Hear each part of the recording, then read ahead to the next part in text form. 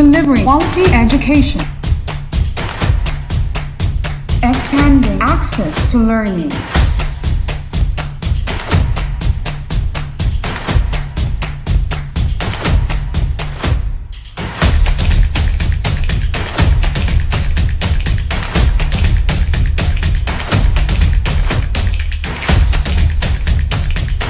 The official TV-based instruction of Tagum City. This is Tagum City Division's DepEd TV. Tara na!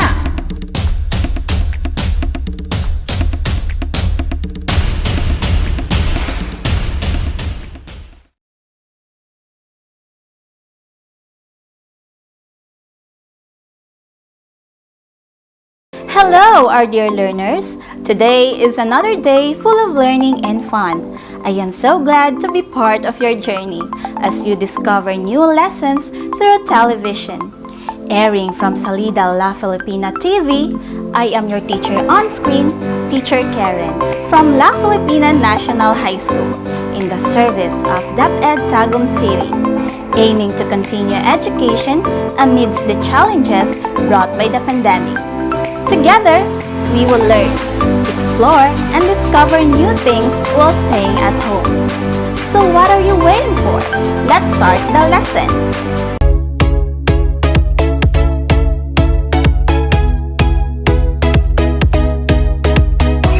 In this session, you will learn how to become a responsible netizen by using social media following the right ethics. Also, you're going to learn how to be careful when it comes to posting, commenting, and reading news online. In this way, we can't be easily fooled or making conclusions without knowing the real story. Let us learn starting with our lesson objectives.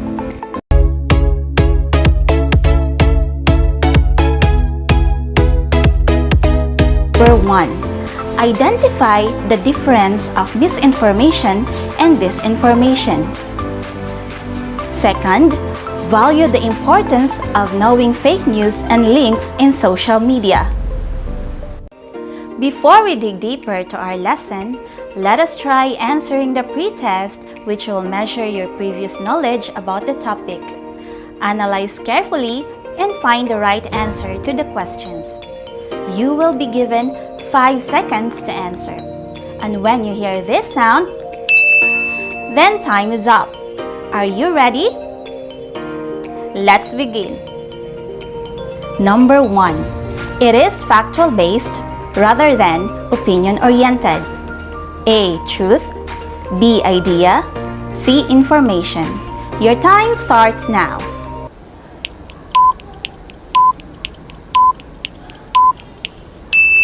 Correct! The answer is letter A, truth. Number 2. It is a false information that is spread regardless of whether there is intent to mislead. A. Misinformation. B. Disinformation.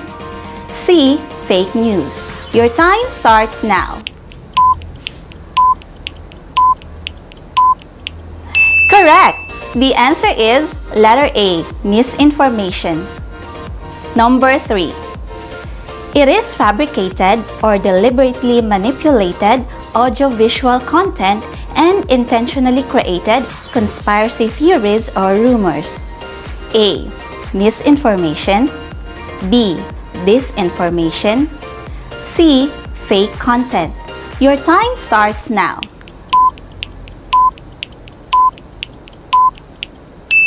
Correct! The answer is letter B, disinformation. How's your score? Congratulations for performing well. It's time to move forward.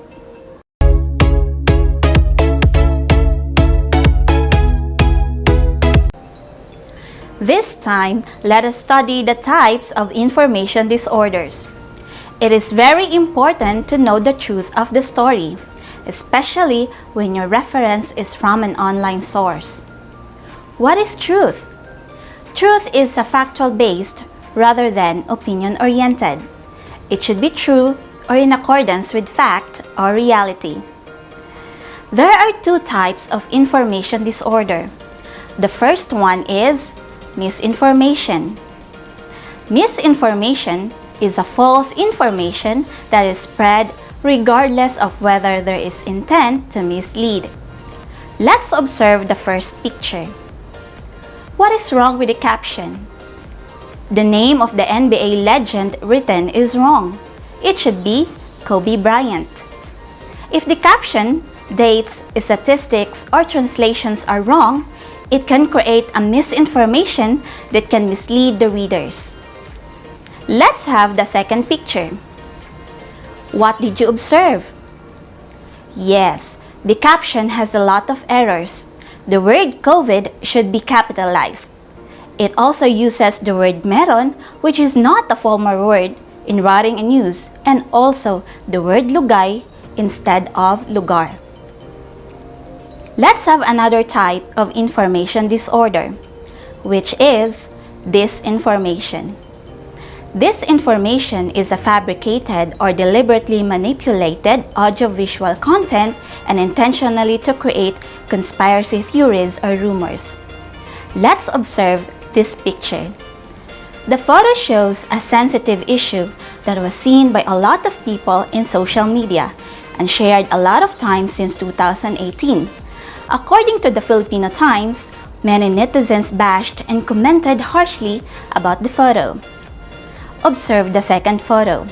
It was found out that the photo originally is from Sunstar, a news daily in Cebu, dated August 8, 2015. What is the real information about the photo? The man covered with black cloth is not a priest, but a certain police officer who was caught sniffing shabu inside a drug den in Cebu.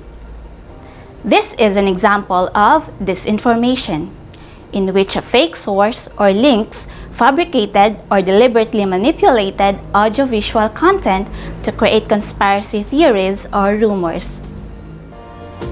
How to spot fake news to avoid misinformation and disinformation online. Number 1. Consider the source.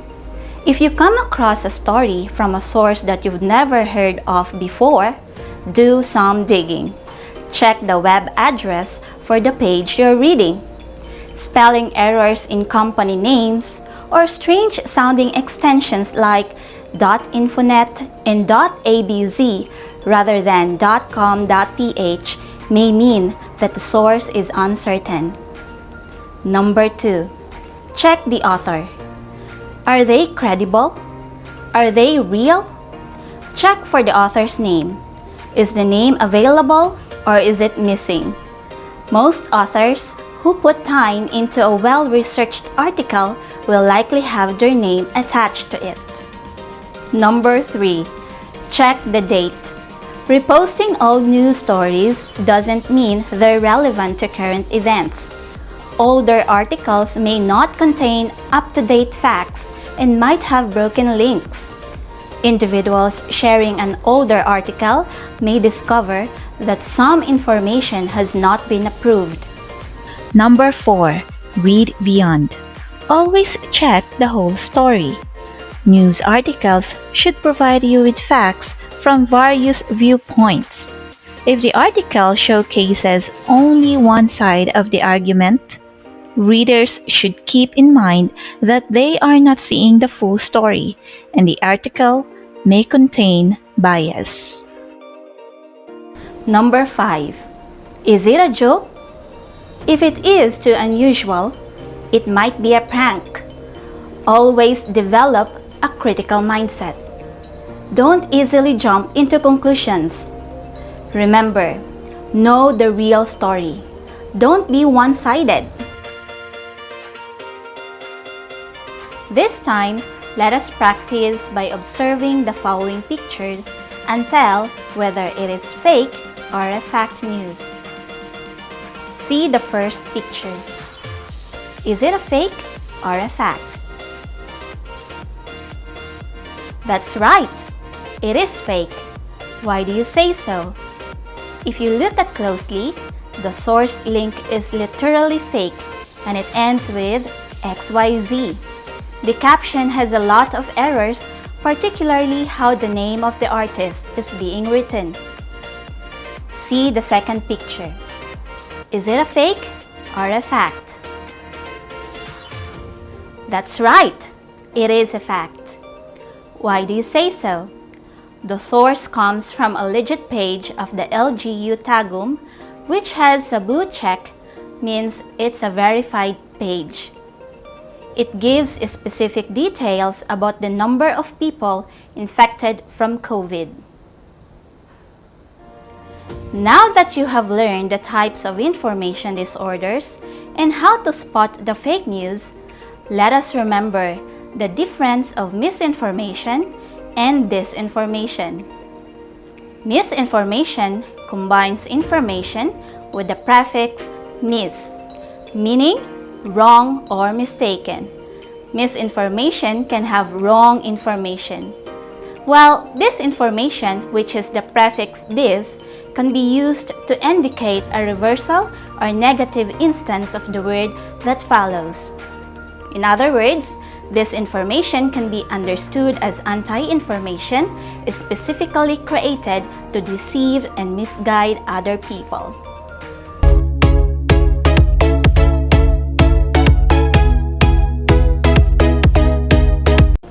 Let us now assess your learning by answering this activity. Let's find out your understanding on misinformation and disinformation. Number 1. Observe the picture. What type of information disorder is shown? A. Misinformation. B. Disinformation.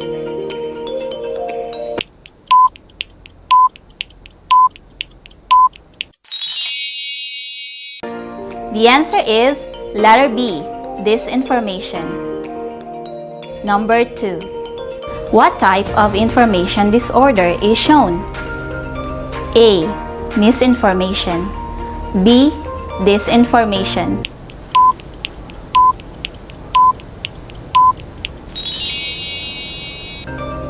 The answer is letter A, misinformation. Number 3. What makes the picture a disinformation? Is it A. The caption written is incorrect and it's edited? B. The video is fake? Or letter C. It is a Facebook live video?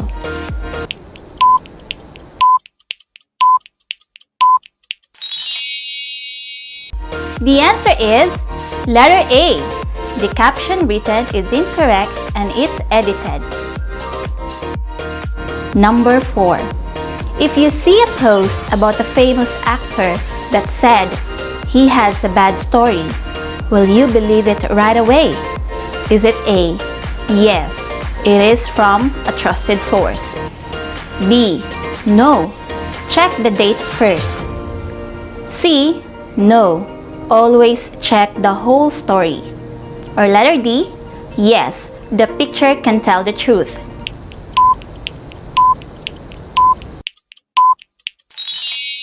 The answer is letter C, no, always check the whole story.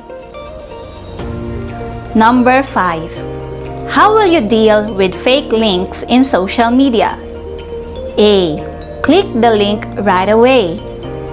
B. Ask yourself, is it a joke? C. Report the link immediately. Or D. Consider the source but do some digging.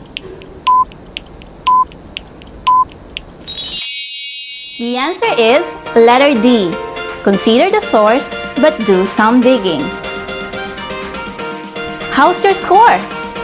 Very good, students. I hope that you have learned something from our lesson today. May these learnings help you become a responsible social media citizen. As a point of reflection, let me borrow a quote from davewillis.org, which says, "Don't use social media to impress people.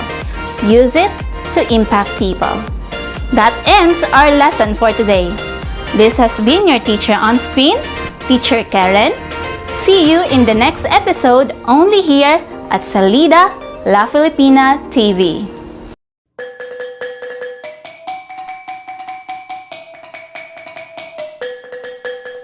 Little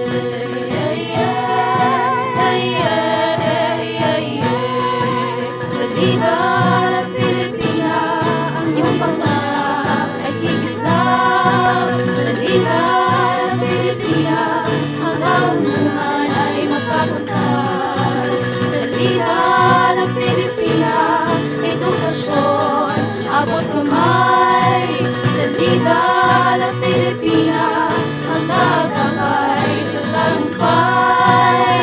Mga kabataan, huwag panghinaan. Salita la Pilipina ay bigyan daan. Ito ay magbibigay ng kaalaman. TV naman ngayon ang inyong paaralan. Mahirap man ang inyong sitwasyon, tayo ay magtulungan para sa edukasyon. Bawat isa ay mayroong misyon, matutong mabuti, maging inspirasyon. Salita ng Pilipina, ang iyong pangarap ay kikislap. Salita ng Pilipina, ang karunungan ay magkakuntat. Salita ng Pilipina, edukasyon, abot kamay.